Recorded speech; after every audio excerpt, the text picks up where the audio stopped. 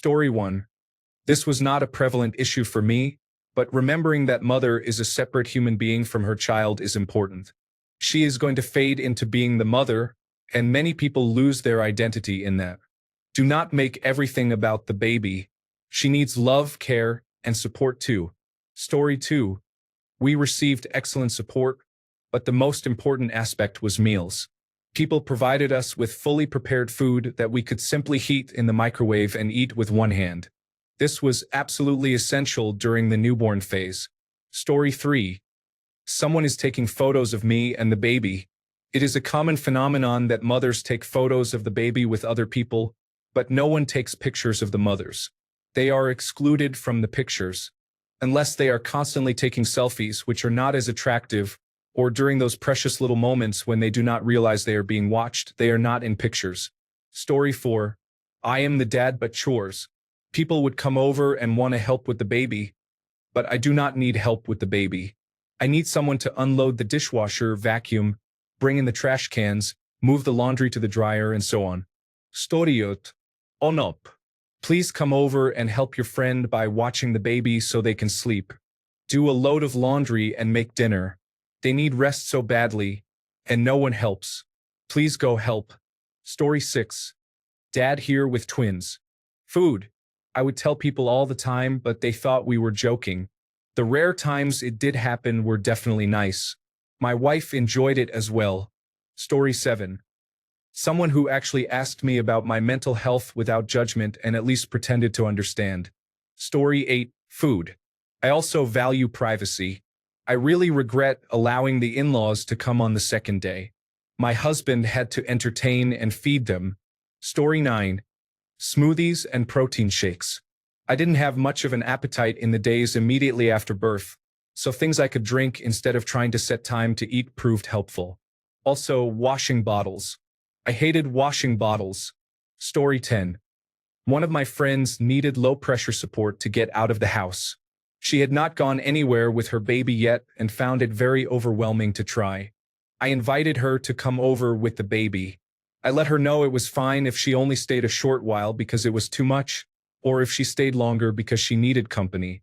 I pointed out a room with a comfortable chair if she wanted privacy or quiet to breastfeed. But I assured her she was welcome to nurse her baby anywhere in my house and did not have to isolate herself if she did not want to. I also made sure to feed her. This seemed to help her overcome the challenge of leaving the house with her baby and feel more comfortable doing it in the future. Story 11. I wanted support and acknowledgement of what I had gone through. I wanted to be taken care of. Everyone wants to come and see the cute new baby, but not many people acknowledge the mother for the huge experience she just had to bring that baby into the world or recognize ways to be actually helpful when they visited. Loading the dishwasher or taking out the garbage is helpful. Holding the baby is not helpful. We had a meal train set up for us after our first child was born. People signed up to bring us dinner, which was helpful so we wouldn't have to think about making meals in the first days we were home. However, it also meant I was expected to entertain people in my home while simultaneously trying to figure out breastfeeding and feeling like a hormonal mess. I will never forget the one friend who showed up with dinner a week or so after my son was born. The baby was crying. I was crying. I hadn't showered in days. Without saying anything, she headed to the kitchen, made me a plate, got me a glass of water, quickly set everything up at the table and said, "Here you go, Mama. Here is your dinner. It is all warmed up and ready for you. I will take the baby and sit right here with you so you can be near him. You need to eat and make sure you are drinking enough water." It was the first time I truly felt cared for postpartum. I try to pay it forward with friends who are having children now. I sign up for the meal train, offer to drop the food off on the porch without coming in unless they want me to, fill the mother's water cup with fresh water, load the dishwasher, offer to take the dog on a walk, and so on. Anyone can just buy something off the registry and show up for the shower. It is the real ones who show up to take care of the mother. Story 12. I could have done without the global pandemic. Also, some sympathy about the fact that breastfeeding and pumping is very difficult would have been nice. Additionally, let the mother take a long hot shower alone. Do not bring the baby in to say hi. Let there be some space. Story 13. When I had my twins, My friends would drop off food and leave, like literally ringing the doorbell and saying, "Here is your food. Goodbye." I loved that. My family did not do it, and I already had a toddler too. It was incredibly helpful. Story 14, two things. Collace and a blow-up donut for sitting on. My parents drove 900 miles to meet the baby after she was born, and my dad had injured his coccyx, so he had one of those hemorrhoid donuts to sit on for the drive. I gave birth vaginally with no medication to a pretty large and broad-shouldered baby, and I felt like I got hit by a bus. I could hardly sit down. My dad said, "Hey, try this thing." And I cried because it was such a relief. Story 15. My first child was a skinny little boy. I would have loved it if more friends and family had steeled themselves to hold him, even though they were afraid they would break his skinny little chicken legs during those first weeks before he gained some strength. He was so perfect to me. It saddened me a bit to see people react to him as if he were faulty. Story 16. I wanted people who visited to grab bagels or food. Instead, I had to cook, clean, bleed, heal, breastfeed, and make coffee. Story 17. Plenty of notice before visiting is appreciated. I understand that people will be excited to see the baby and you, but this is a chaotic time. Feeling ashamed of the state of your home when you are likely emotional, exhausted, and overwhelmed is not a nice feeling. Even if you have managed to keep on top of household tasks, this is still an incredibly emotional and fragile time for postpartum women, especially first-time mothers. A heads up before a visit is a gift. Also, please do not get offended if you are not immediately given permission to come at the time you want. Respect the magnitude of what the parents are adjusting to and be patient.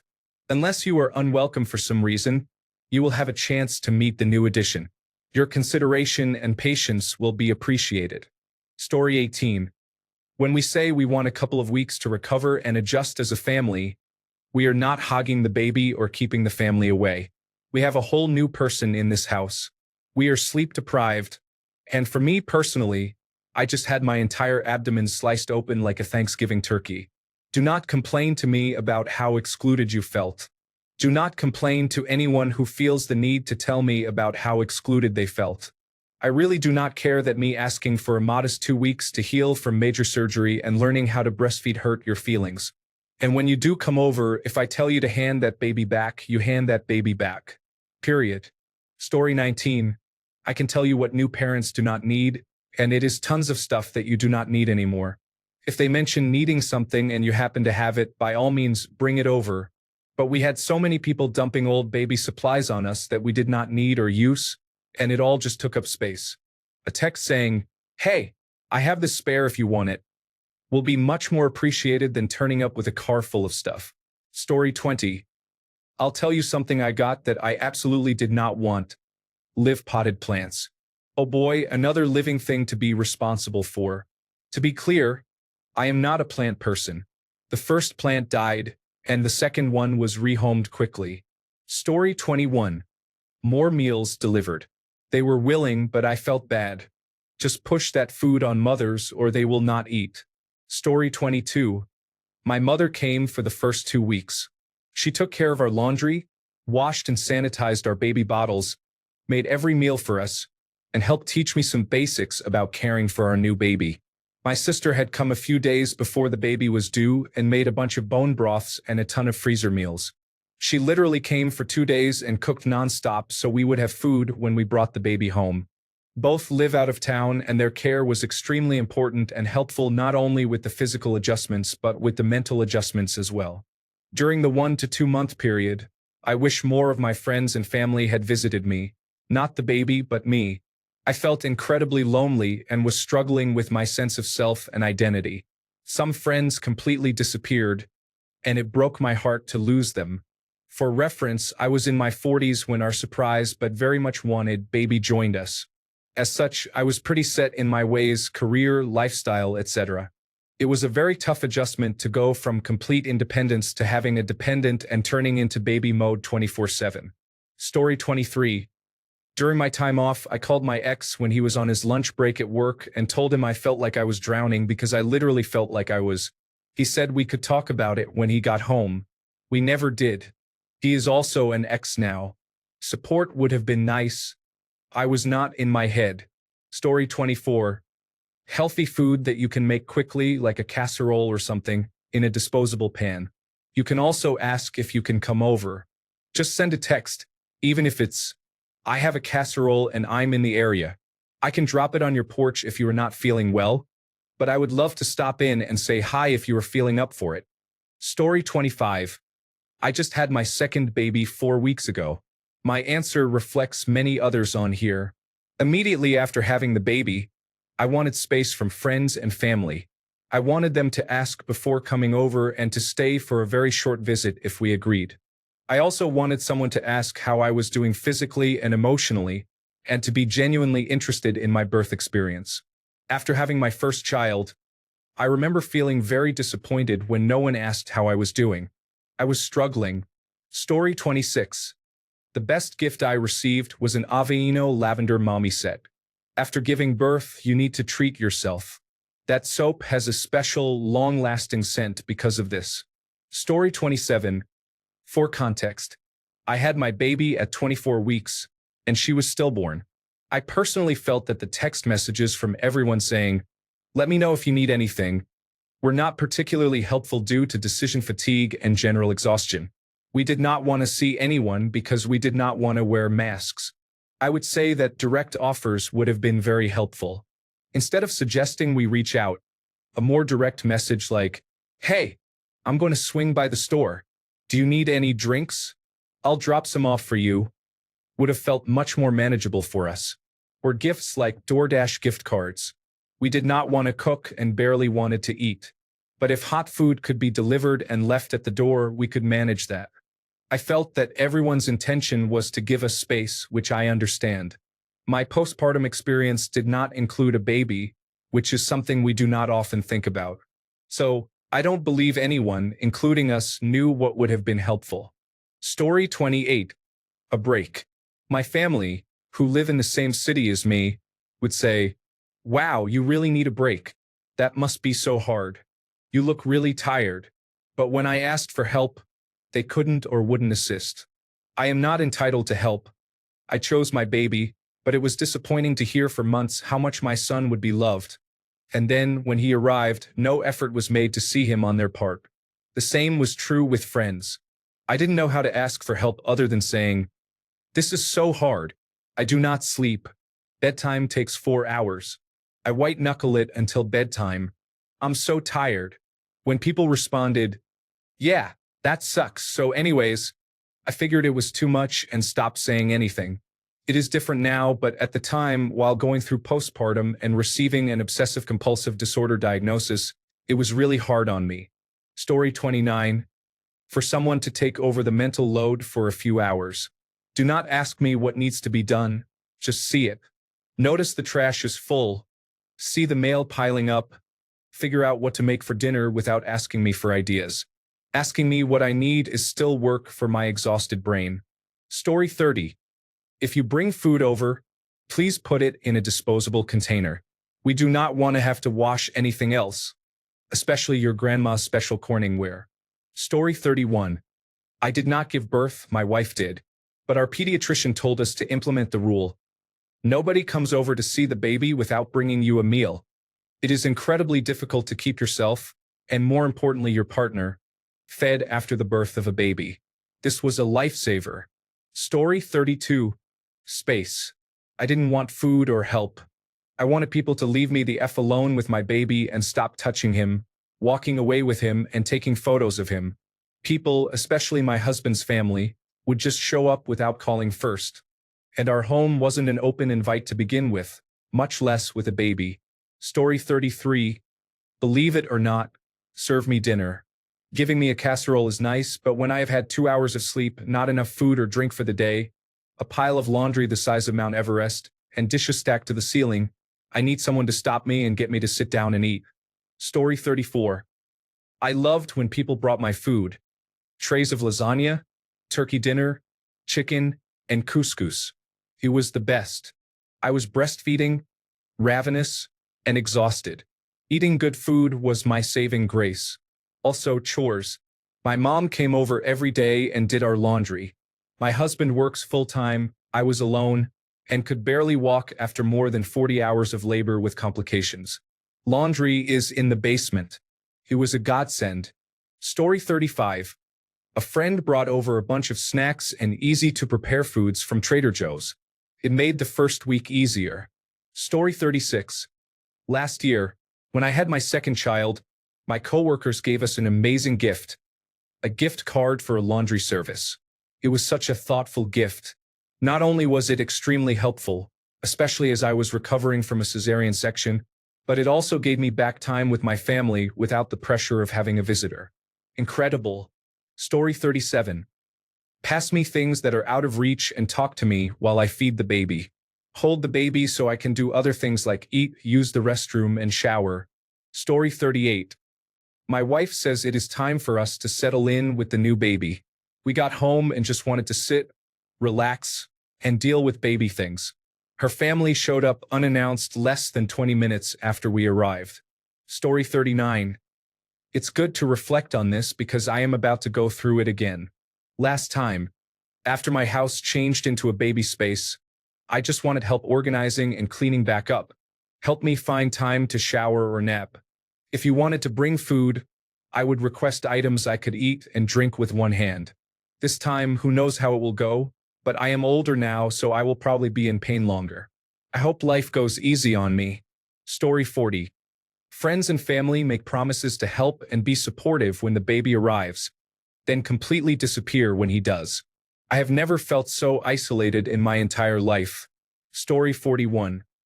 If I could have requested help with anything, it would have been for someone to walk my dog. Having had a cesarean section, I couldn't do it myself, and even if I could, it was not a priority. Story 42. Here is something I received from a friend, and I was not expecting it. It was the best thing ever. When my child was 3 to 4 weeks old, a friend without children came to visit and meet the baby. She held him, cooed over him for 2 to 3 minutes, then sat us both down and ignored all my protests while she deep cleaned my house. I was told to nap while the baby napped, and I woke up to a clean home. I still tear up remembering it, and it has been almost a decade since then. Story 43. Dad here.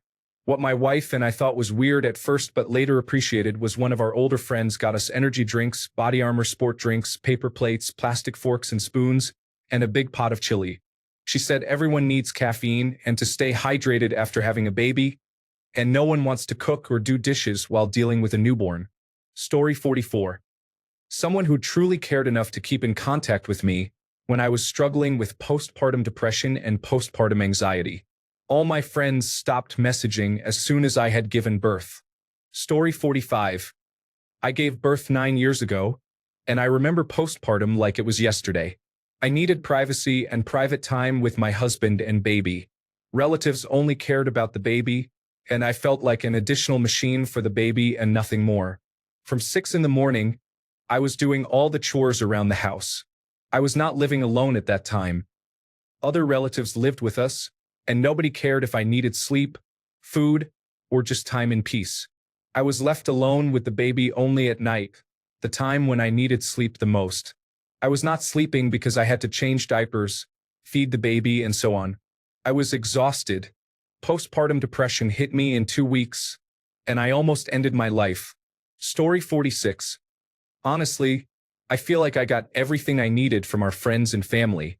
We also communicated efficiently when someone came to visit and adjusted our expectations according to the visitor. Some people are not the type to empty your dishwasher but take you out for lunch or a walk. It made everything easier, especially communicating our needs. Our baby's godmother came to visit and automatically emptied the dishwasher and cleaned, but I stopped her because I needed to do this myself to take a break from the baby. For her, helping with the baby always meant helping with the house because that is what her sisters wanted. Communication is key. Story 47. I think the best thing friends did for me was drop off food and check in on me mentally. I had a neonatal intensive care unit stay, and a friend dropped off food at my home so I would be nourished. Another friend called and still calls me every day to make sure my postpartum depression is in check. She also dropped off essential items for me the day I got home to help us get through the night, including a fridge, bottle warmer, and clothes. My parents cooked and brought meals daily.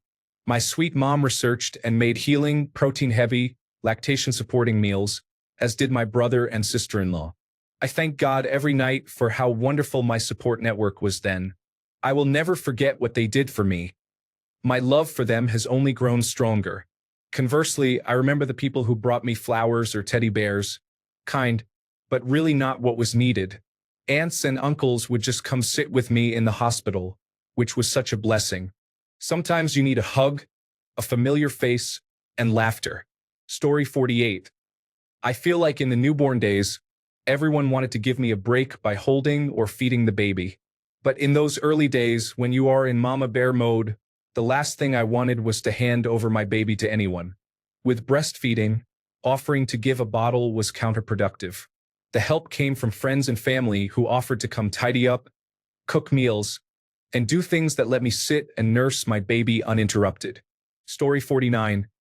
People who would watch my baby for me at my own home instead of having to drive out to them. Drop the baby off with all of the baby items, then have about 30 minutes to myself before receiving a call saying the baby is crying and won't stop. I would have to go back, pick up the baby and all of the baby items, and return home where I was not receiving any help from my husband. Anyone willing to babysit would only do so in their own home, not mine. They all seemed ill-equipped to handle fussy babies. Story 50. To be left alone. I am so sick of the texts, calls, and messages asking, "How are you feeling? Send pictures. Where are the pictures of the baby? How is the baby sleeping? How is the baby eating? I just want to be left alone for the love of God. Please give me some space." Story 51. I wish I had been given meals, frozen or prepared. It was very hard to try to eat or cook during the first weeks. Story 52. It would have been nice to have friends or anyone visit me.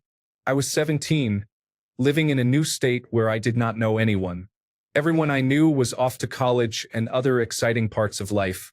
Story 53. The only thing I can think of is that I needed more encouragement and support for sorting out my postpartum health. If everyone had taken me seriously, including myself, I would be in a better place now. Story 54. When our friend was giving birth, the rest of us would go over and clean the house, strip beds, catch up on laundry and dishes, clean the fridge, vacuum and mop, organize baby items, and clean other children's rooms if they had them. We all did it for each other. One friend was particularly into organizing baby items, and after a baby shower, she always stayed to help put everything away immediately. Story 55. Just Eat vouchers. Someone also bought us a box of brownies, and I think it was the best present of them all. If they plan to breastfeed, a large water bottle with a straw is helpful. I drank water like my life depended on it. Story 56. I wish someone had brought me food, offered to do laundry, or held the baby so I could take a shower. Story 57. I agree with many here. Meals were very helpful. Also, when we had our second baby, having people come play with our oldest was a big help. We honestly could have used more help. I really wanted her to know that she was a priority in our lives and that sometimes people were coming to visit just her and not the baby. Story 58. Many people reached out in the weeks before giving birth asking if the baby was here yet. However, once the baby arrived and the initial excitement wore off, people stopped reaching out, making it a very lonely and isolating time. Also, do not show up unannounced. Story 59. For me, the biggest shock was how lonely postpartum could be. When my friend came over with steak and shake and fed my baby a bottle while I ate, it brought me nearly to tears. Adult conversation and food went a long way for my mental health. Story 60. Maybe a nesting party where friends and family come to help clean the entire house to prepare for the baby. Help make freezer meals that are easy to use afterward. Story 61. I received a lot of really good support, many interactions intended to be supportive but definitely were not received that way, and interactions not intended to be supportive that were very uncool. Support. Coming to my house to clean, bringing fast food, holding the baby while I pumped or napped, checking in via text. Do not call me. This is pretty universal and also personal preference. Not support.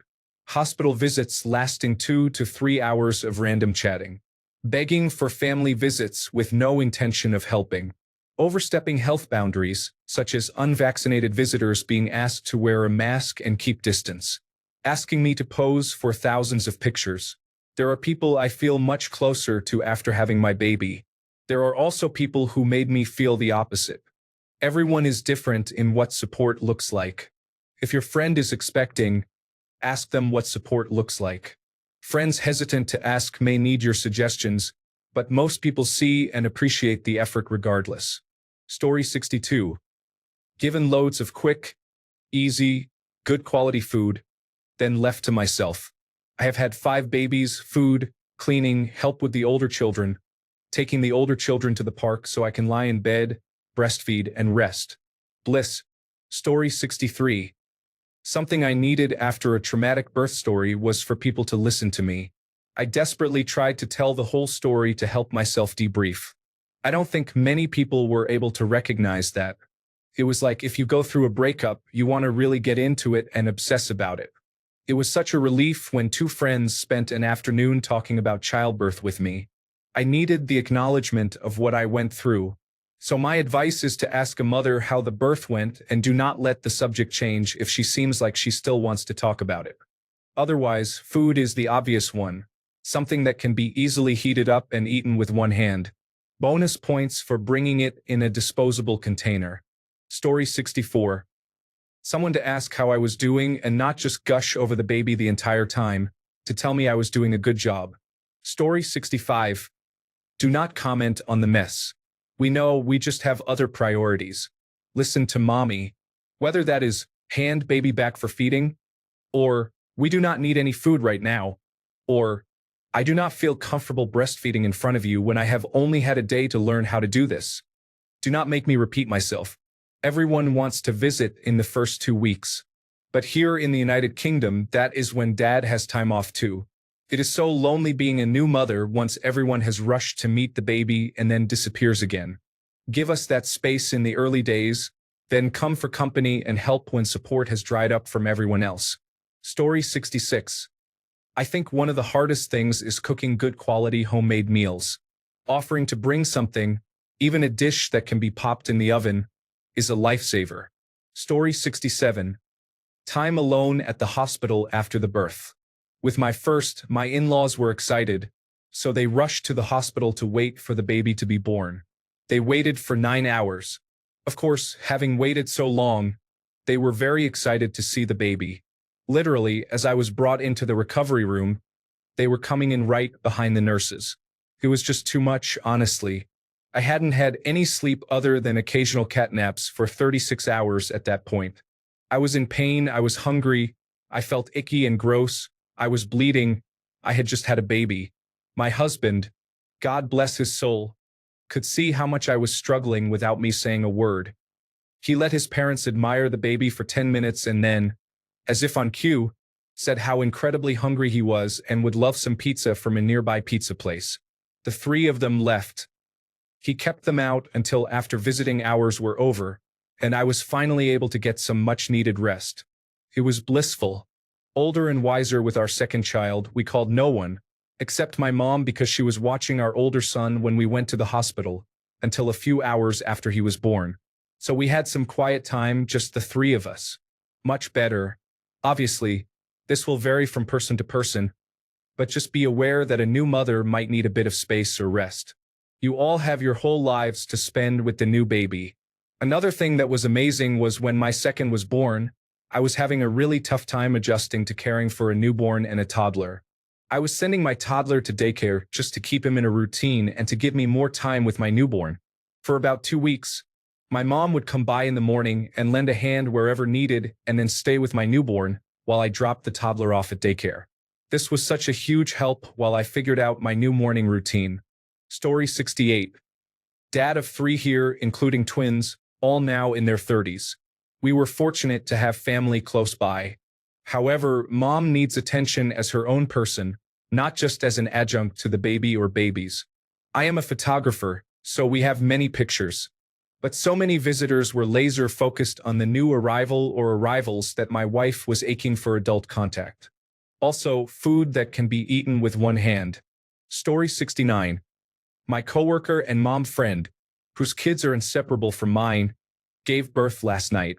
Less than 2 weeks ago, she sadly mentioned that only I and two other coworkers, with whom she regularly chats, talk to her without constantly bringing up the baby, unless she initiated the topic. She looked disappointed and sad when she thanked me for that. I would definitely say put the mom first. Make the baby an afterthought. She is still a vibrant human beyond her new role as a mom. Story 70. I don't think there was anything I wanted but didn't get. The one thing I disliked receiving was fennel tea. No matter how I prepared it, I simply couldn't drink it. Story 71. I had some really great friends helping out when I was postpartum. Some brought me delicious home-cooked meals and snacks so I could keep up my nutrition. One friend stayed the weekend. She did dishes, watched the baby so I could shower, put some things away, and got me out of the house to do something for myself. Others ran errands for me or even helped move furniture and paint. Story 72. Interaction with a human who could talk. Somebody to take the baby out for a stroll for an hour or so I could rest for a while. Story 73. Honestly, what I needed was presence without pressure. A friend dropping off food without expecting to come in. A message that said, "How are you doing?" Not just, "How is the baby?" Someone to come over and say, "Go nap. I have got the baby for 30 minutes. And most importantly, to be seen as a person, not just a parent. It is the little, quiet kindnesses that matter most postpartum. Not flashy help, just real, consistent, low-pressure support. Story 74. Someone to call or message me often, asking if I was okay. I suffered from postpartum depression, and I just needed someone to truly reach out and ask how I was doing. Also, take pictures of the mother even if she says she does not look presentable. She will look back and be grateful for any picture of her and the baby. Story 75. Come see me, talk to me, let me talk your ear off, especially after the newborn phase. My baby is now 5 months old. My husband has been back at work for a while now, and it's just me and the baby. It is incredibly lonely, and my husband does not get any peace between putting our eldest to bed and going to bed himself because I am just talking nonstop. I have joined mother groups and baby classes, but it is not the same. I do not know these people, and we all want the same thing. I agree with others who say food and chores are important, but I would trade all of that to have some semblance of a social life. Story 76. Our son was born during COVID-19 in the United States, and we had no help. My mom stayed the first night and then went back to Ohio, preparing meals, doing some light housekeeping, and providing in-home respite care by watching the baby and allowing mom and dad to shower, nap, or have 20 minutes alone are all great ways to help. Story 77. Support, someone to talk to, and food. If they have pets, maybe walking their dog or helping with pet care. My husband did not have any parental leave. Coming home from the hospital with a third-degree tear and significant blood loss, having some food we could easily heat in the oven or microwave was very helpful. Food delivery services were also appreciated. Help with walking our dog was greatly appreciated. Story 78. I wanted people to stay and talk to me. I was so lonely.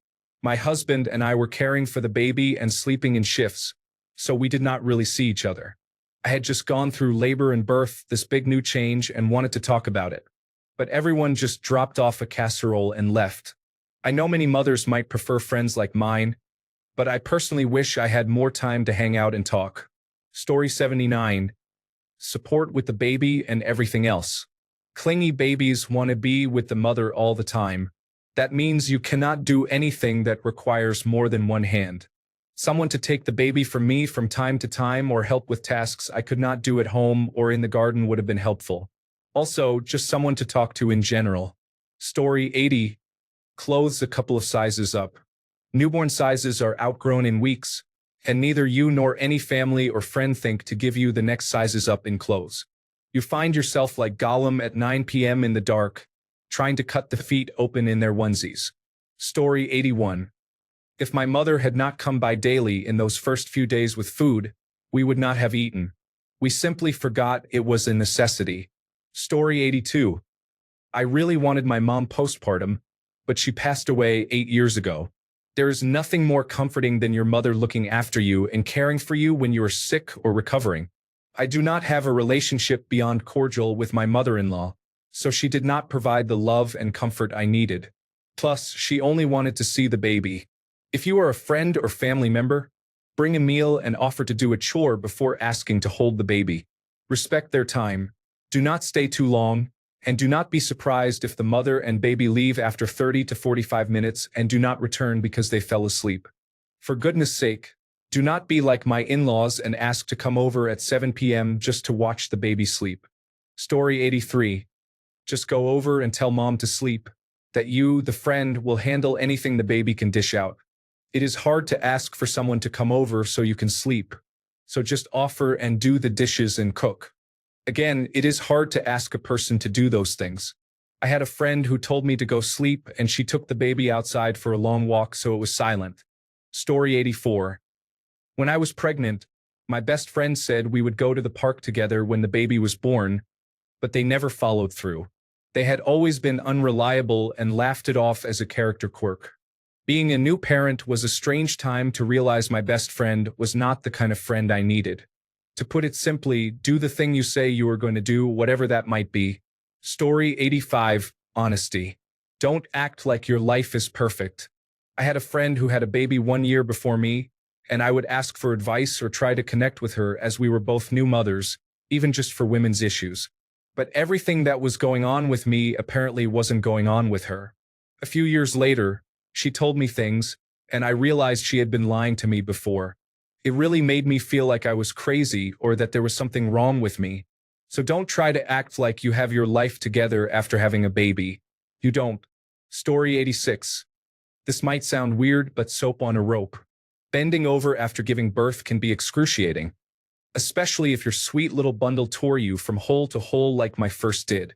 Dropping things when others were there to help me was no problem. I would just ask for help. Dropping soap in the shower when I did not feel comfortable asking others for help nearly made me cry. I blame hormones. I was a mess after baby number 1. I learned with baby number 2 and found some lovely rose-scented soap on a rope and felt much better about showering immediately postpartum. Story 87. If you enjoy a clean home and regularly keep things picked up, a home cleaning service is a wonderful gift. I paid for a service during my last trimester because I was very tired. However, my 2 best friends paid for the service to continue for 4 months after the baby arrived. Story 88. Looking after and exercising pets. Walking dogs, cleaning cages, fish tanks, or whatever their fur, feather, fin, or scale babies need if they have them. We have a ferret, and finding the time and energy to give to her in those first 3 months was really hard. Bringing food and buying supplies is nice, but practical help is much more important in the first few weeks. Also, get your whooping cough vaccine booster before you go anywhere near a baby. Story 89. Trusted friends come around and say, "Hey, can I watch or cuddle your baby for an hour while you take a nap or do whatever you want?" It would make me feel so good if I could do that. As a new mother, my hormones and maternal guilt were intense.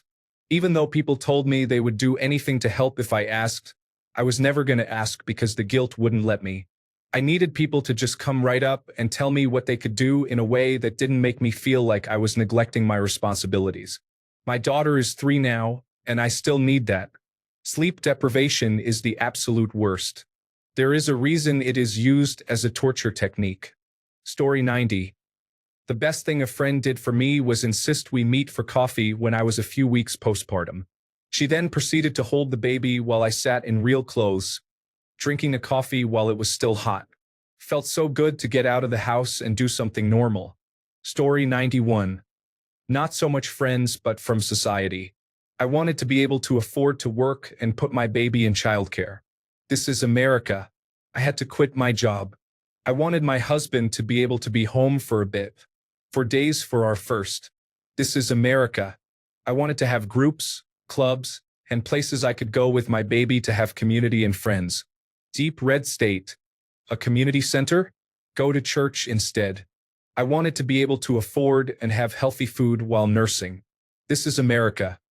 If you make $1,000 a year, you are too wealthy for any assistance. I was very lucky and have some great friends. I live in a state in the United States that has had a red trifecta since 2014. Governor, state Senate, and state Congress are controlled by Republicans. It is an incredibly hostile place for parents and children while loudly proclaiming to be pro-life. Story 92. I recently saw online that a woman's friends all came over and had a cleaning party where they spent time with her while they deep cleaned her house. I would have loved for someone to do that for me. Also, homemade freezer meals are a game changer. Story 93. People were checking in. Many people checked in when I had my first child. Hardly anyone checked in on me when I had my second child. When I tried reaching out to friends and family and explained this, they would message once a week for a week and then stop. I fell into postpartum depression and really struggled.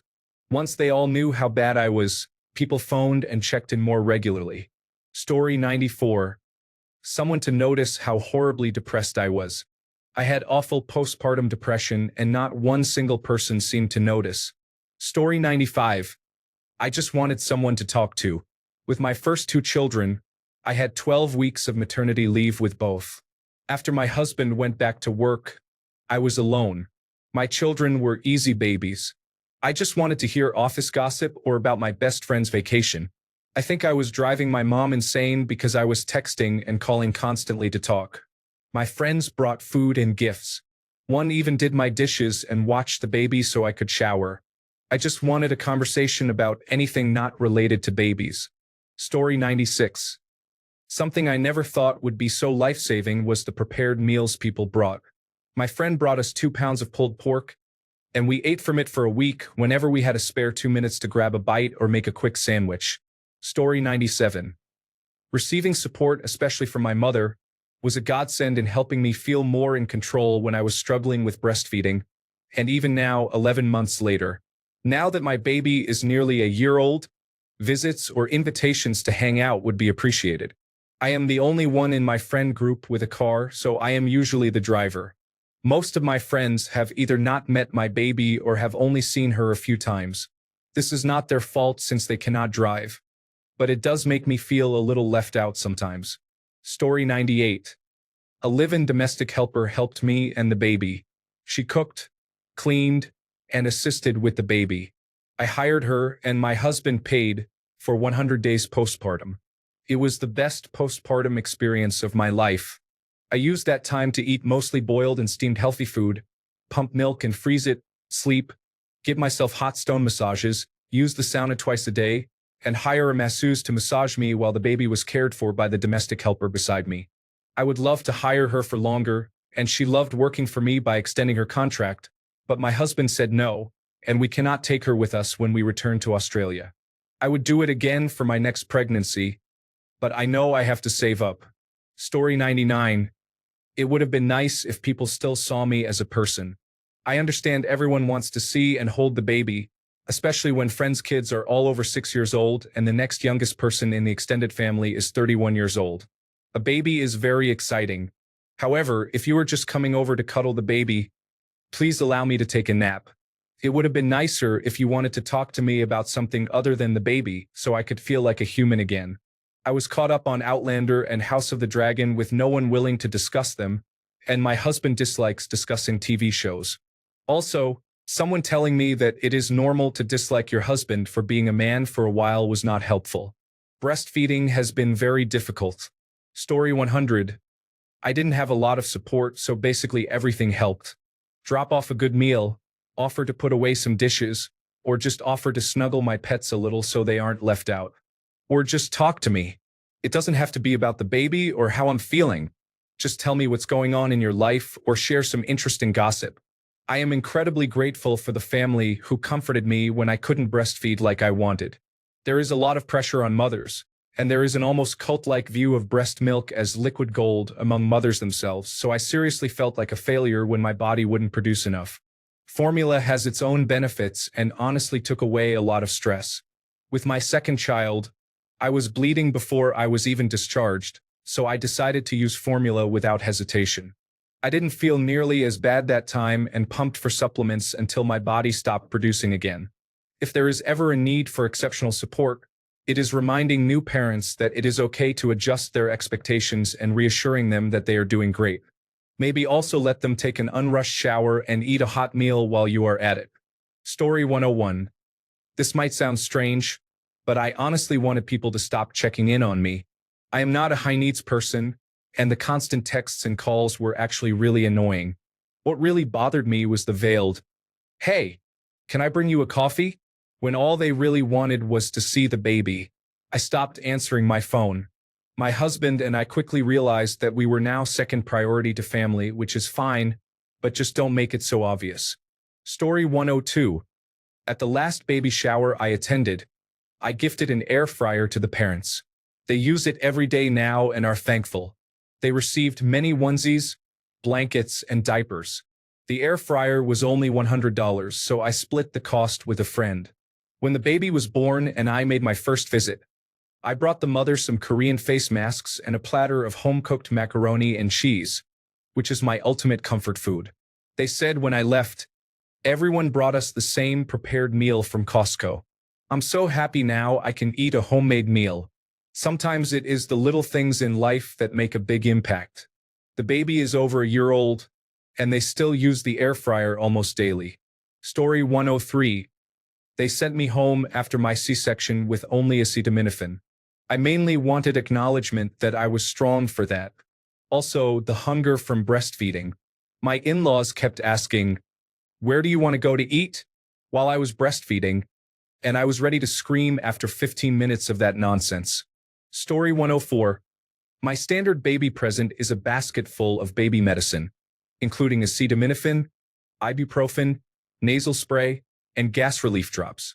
It also contains a thermometer, a bulb syringe for suctioning the nose, free and clear laundry detergent, baby soap, and diaper rash cream. When the baby has a fever or gas at 3 a.m., you do not want to have to find an open store for medicine. I also include a bottle of Pedialyte for when the baby is a little older or has older siblings. Stomach viruses often spread among siblings, and a bottle of Pedialyte can be very helpful. Story 105. Time is the best gift. Offer to take the baby for a little while so new parents can sleep or eat a meal with both hands. Do the laundry, mow the lawn, and all the things I just don't have the strength for. Don't forget older siblings. When I had my second child, my sister was a huge help by spending quality time with the new big sister and taking the baby off my hands so I could have time with her too. Story 106. Pre-made food, including breakfast and snacks, since breastfeeding makes you hungry around the clock, and someone to talk to are important. I had a great partner and support system, but it can be very lonely and isolating. I had some friends postpartum with me for my second child, so we would text each other to chat while both awake intermittently between 11 p.m. and 6 a.m. Therefore, friendship and someone to talk to are essential. Story 107. Food. Full complete meals with sides and vegetables. Sandwiches, cookies, pancakes, smoothies, milkshakes. Thanks a bunch for sticking around till the end of the video. Remember to subscribe, and until next time, stay awesome and goodbye.